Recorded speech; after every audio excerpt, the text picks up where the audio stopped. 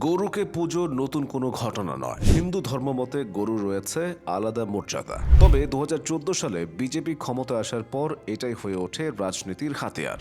নজিরবিহীনভাবে মা মা করে আবেগ উস্কে দেয় বিজেপি। এরপর থেকে গরু নিয়ে আদিক্ষেতার সার্কাস শুরু হয় ভারতে। গো রক্ষার নামে নেমে আসে নানা ধরনের জুলুম। গরু হলো মা, গরু জবাইয়ের জন্য বিক্রি করা যাবে না। পিটুনিতে প্রাণবায়ু বের হয়ে যাওয়ার ঘটনা ঘটেছে একাধিক। এমনকি ফ্রিজে রাখা মাংস গরুর কিনা তা নিয়েও হয়েছে তোলপাড়। একজনের প্রাণ যাওয়ার পর পরীক্ষায় প্রমাণ হয়েছে সে মাংস ছিল খাসির। বিপদে পড়ে নিরীহ গরু চাষি, খামারি ও ট্যানারি শিল্পগুলো। গরু বা মহিষের চামড়া দেখলেই নির্বিচার হামলা করা হয় পরিবহন কোম্পানিগুলোতেও। অথচ ভারতের ন্যাশনাল স্যাম্পল সার্ভে অফিসের ২০১৭ সালের জরিপে দেখা গেছে ভারতের ৮ কোটি মানুষ গরু অথবা মহিষের মাংস খান। অন্যভাবে বললে প্রতি ১৩ জন ভারতীয়র মধ্যে একজনই গরুর মাংস খেতে পছন্দ করেন। মজার ব্যাপার হচ্ছে এই ৮ কোটির মধ্যে আবার ১,২৫,০০,০০০ হিন্দু জনগোষ্ঠী। দিল্লি বিশ্ববিদ্যালয়ের ইতিহাসের অধ্যাপক দ্বিজেন্দ্র নারায়ণ ঝার মতে ভারতবর্ষের আদি হিন্দুরাও গো মাংস খেতেন। মহাভারত ও রামায়ণ চরিত্রদেরও গো মাংসপ্রীতি ছিল। ধ্রুপদী দেবতাদের প্রতিশ্রুতি দিয়েছিলেন পঞ্চপাণ্ডবের বনবাসের অবসান হলে যুধিষ্ঠির সহস্র ষাঁড় ও গরু বলিদান করে দেবতাদের তুষ্ট করবেন। আবার বনবাসকালে পঞ্চপাণ্ডবরা গৃহপালিত গরুর মাংস সংগ্রহ করত এবং সে মাংস আহারে তাদের শক্তি সঞ্চিত হতো।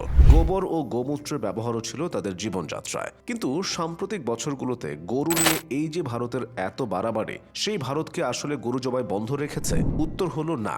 লোকচক্ষুর আড়ালে জবাইখানায় নিয়ে পশুগুলোকে ঠিকই টুকরো টুকরো করা হয়। এরপর সেই মাংস বিদেশে রফতানি করে ব্যাপক বৈদেশিক মুদ্রা আয় করে দেশটি।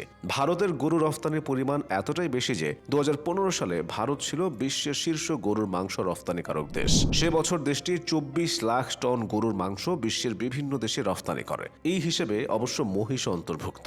অর্থাৎ বিজেপি সরকার মা মা বলে জনগণের আবেগ উস্কে দিলেও ছাড় নেই ডলার কামানোর ধান্দায়। গত ৮ বছরে ভারতকে ছাড়িয়ে গেছে ব্রাজিল। ৯ বছরে তাদের রফতানি বেড়েছে ৫০%।